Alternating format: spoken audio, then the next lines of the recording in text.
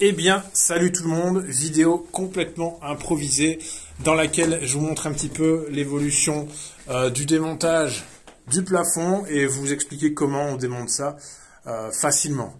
Alors ici on est sur une maison avec un plancher, donc juste au-dessus c'est un grenier, donc ici on est au premier étage, au-dessus c'est un grenier, en dessous on a là une dalle de béton, au-dessus plancher.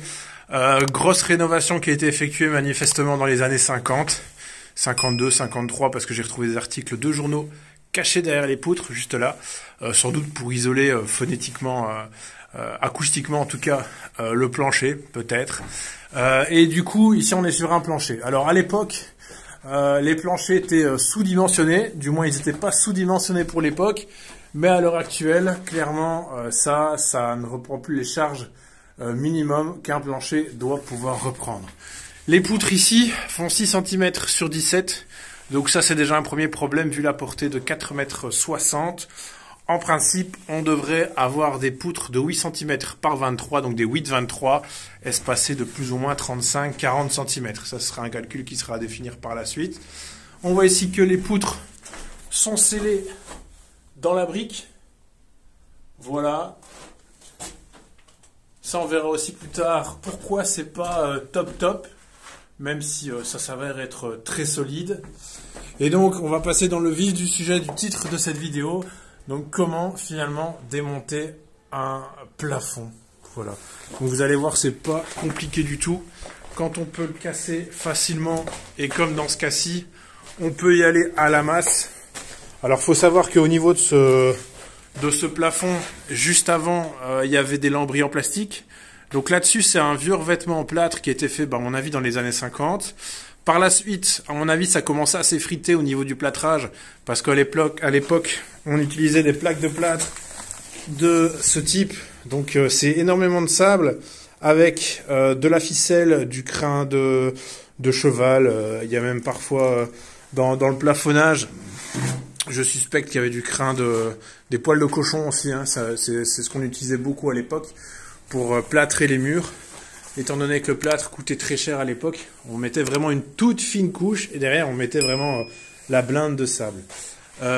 Voilà, donc c'est du très vieux, donc on le voit, ça commence à partir. En dessous, ils avaient fait un contre-latage en bois et encore en dessous, fixé au contre-latage, ils avaient mis des lambris PVC en plastique, à mon avis quelques dizaines d'années plus tard, quand le plâtre ici a commencé un petit peu à s'effriter et partir de lui-même. Donc, il y a déjà eu plusieurs couches qui étaient en dessous que j'ai dû évacuer.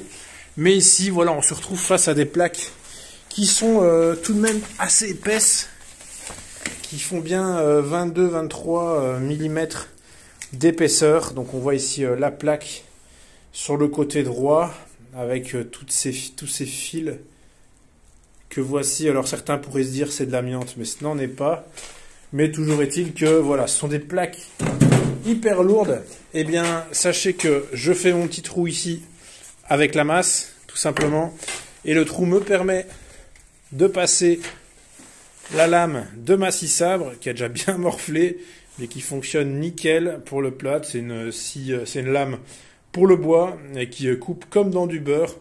En tout cas, pour les plaques de plâtre. On voit même que je peux me permettre des petites fantaisies au niveau de la coupe et que c'est extrêmement maniable.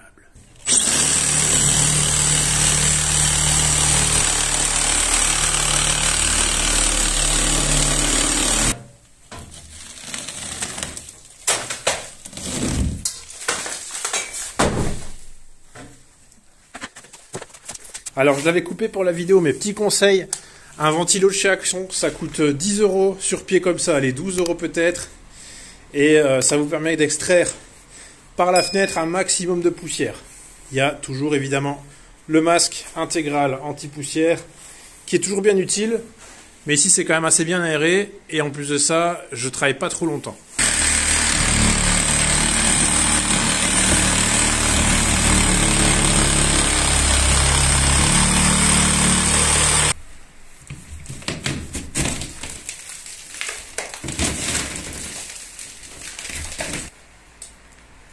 Donc grâce à cette petite vidéo, vous aurez vu qu'avec une bonne scie sabre, j'avais déjà fait une vidéo pour la présenter, C'est tout à fait possible de démonter un plafond, qu'il soit fait de grosses plaques de plâtre, qu'il soit fait de planches en bois, qu'il soit fait de PVC aussi. Vous pouvez attaquer tout ça avec une scie sabre sans aucun souci. Je n'ai qu'une hâte, c'est de démonter tout ce plancher, d'enlever le solivage et puis de remettre un solivage à neuf. J'essaierai de prendre le temps de faire une vidéo par rapport à ça, mais je vous assure que c'est pas évident de mixer vidéo et travaux. Ça prend beaucoup de temps. Faire les vidéos, c'est extrêmement chronophage en plus de ça. Voilà, j'espère que cette vidéo vous aura peut-être été utile. Si c'est pas le cas, c'est pas grave. Et je vous dis à bientôt pour d'autres vidéos. Salut!